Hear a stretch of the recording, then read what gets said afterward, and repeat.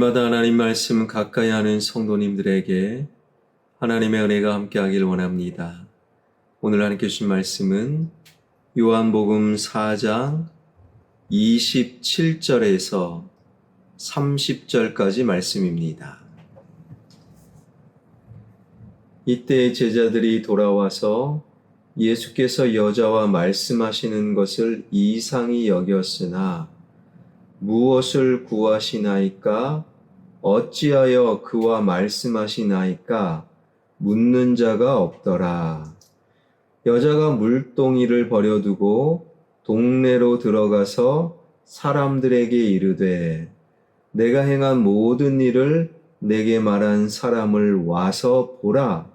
이는 그리스도가 아니냐 하니 그들이 동네에서 나와 예수께로 오더라. 아멘.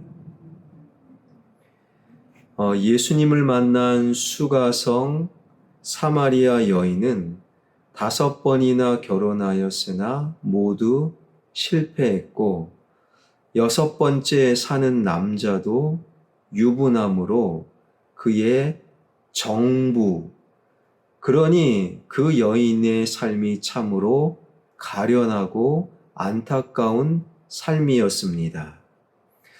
오늘날은 세상이 많이 변해서 좋아져서 여자의 어떤 여건이 굉장히 높아졌지요.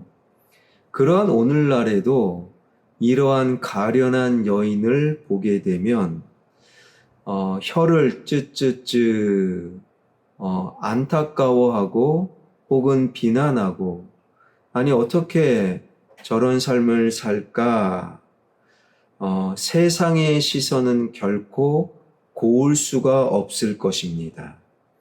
하물며 2000년 전 여인의 순결과 정결을 생명보다 중시 여기는 예수님 당시 사람들은 이 여인을 짐승같이 취급, 얼굴을 마주 대하는 것조차 굉장히 싫어했을 것입니다.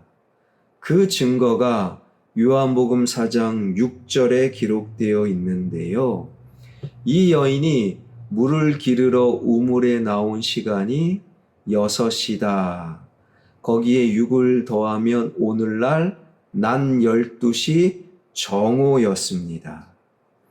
이스라엘은 한낮 폭염이 사람을 잡는 중동 지방에 속해 있지요. 그러니 모든 사람들은요, 낮 12시에 우물에 물을 기르러 오지 않습니다. 해가 뉘엿뉘엿 지고 비로소 서늘해질 때에 우물에 물을 기르러 오는 거예요. 그런데 이 가련한 여인은 낮 12시의 폭염 속에서도 물을 기르러 우물에 올 수밖에 없었던, 사람들 만나기 싫어, 사람들이 짐승 보듯 쳐다보는 눈길이 싫어, 사람들과 대화하기 싫어, 그리고 낮 12시 폭염을 뚫고 우물에 나왔던 가련한 여인이었습니다. 그런데 이 여인이 폭염을 무릅쓰고 대낮에 홀로 우물을 찾아가야만 하는 비참한 가련한 여인이 아니었다면 그날 그 대낮에 바로 그 우물에서 예수님을 만날 수는 없었을 것입니다.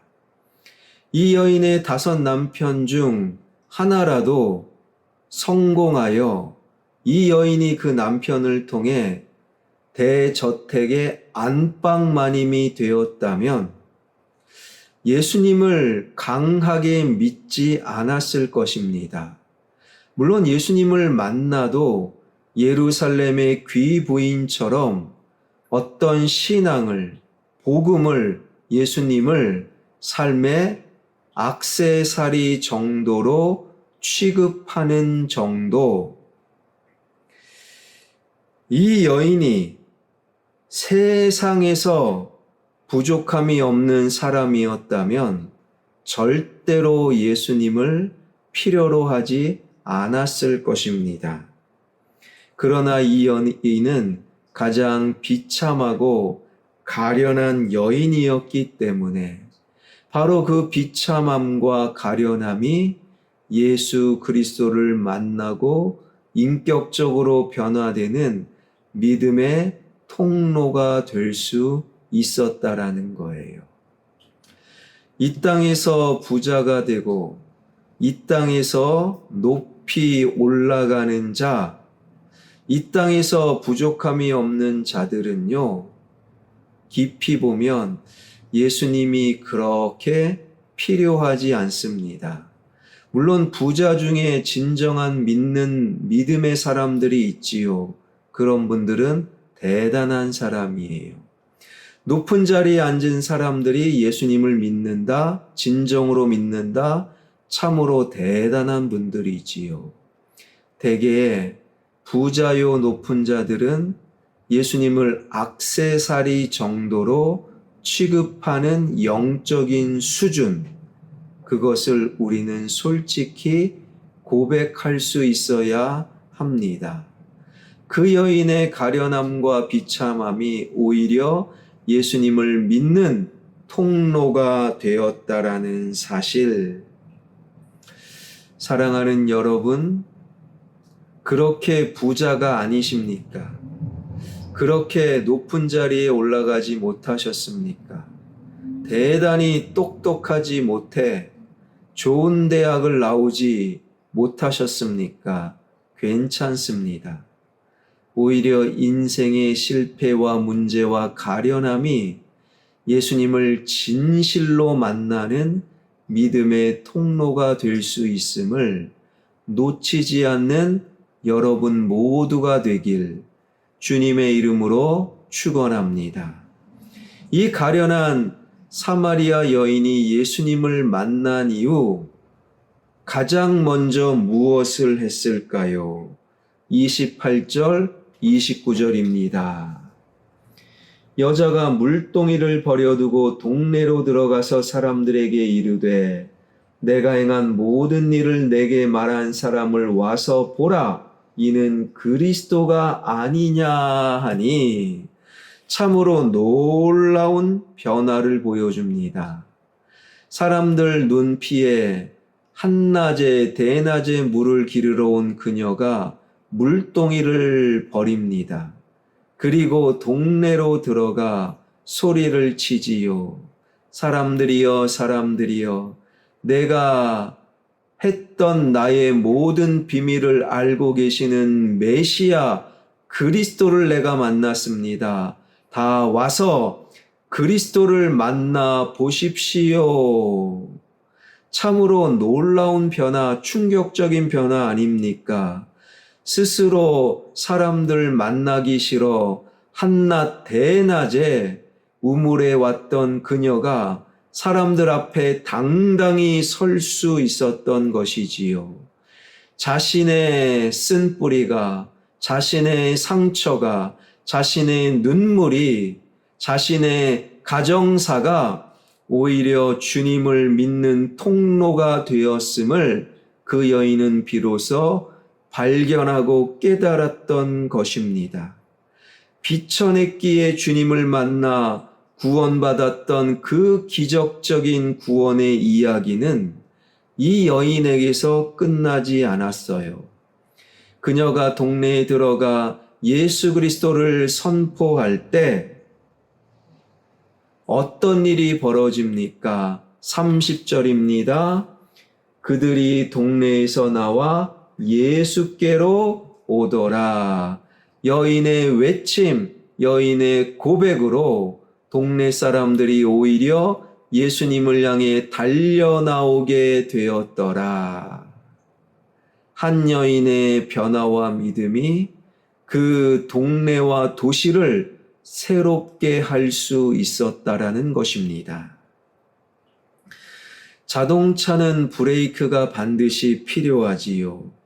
브레이크가 있어야 안전하고 바르게 달릴 수 있고 때로는 시속 100km 이상을 힘차게 달릴 수 있는 이유는 브레이크가 있기 때문이지요. 위험한 순간 브레이크가 이 차를 멈춰 세울 거야.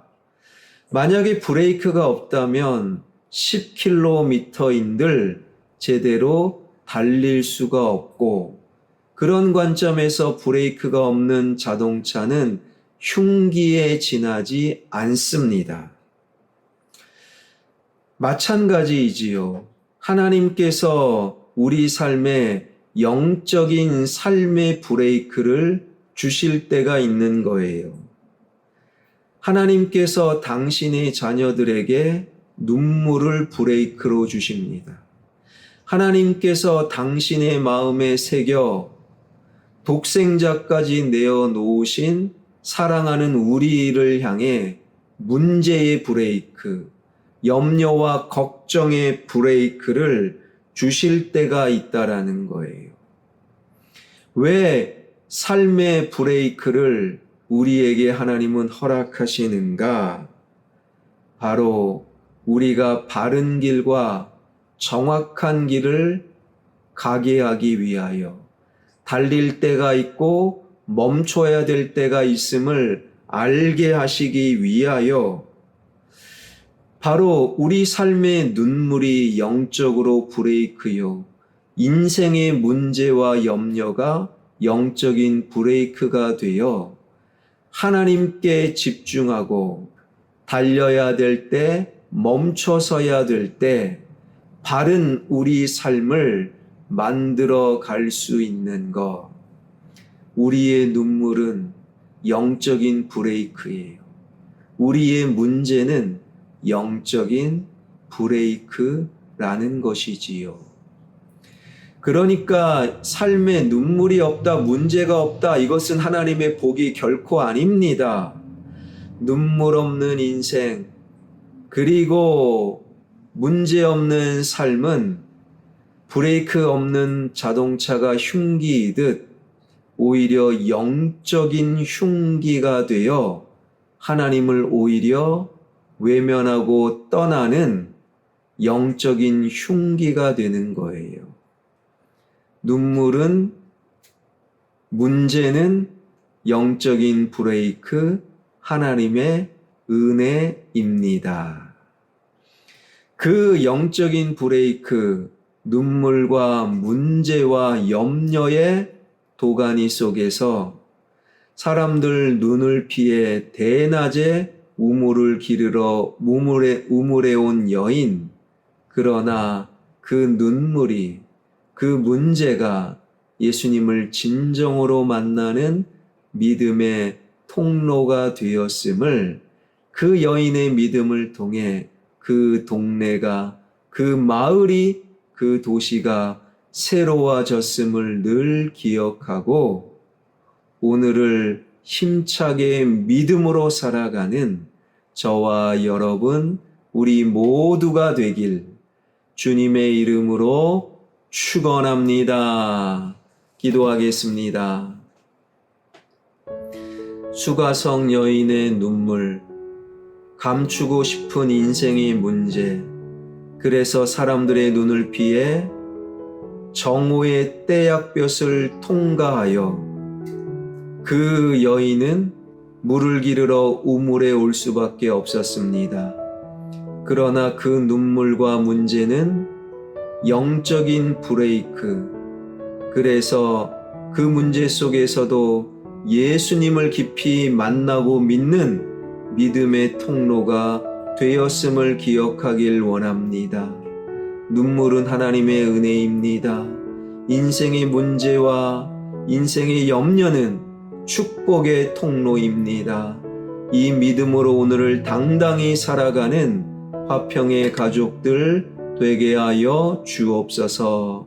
살아계신 하나님, 나라와 민족이 새로워지길 원합니다. 대통령이야 정치인들의 수준이 높아지길 원합니다.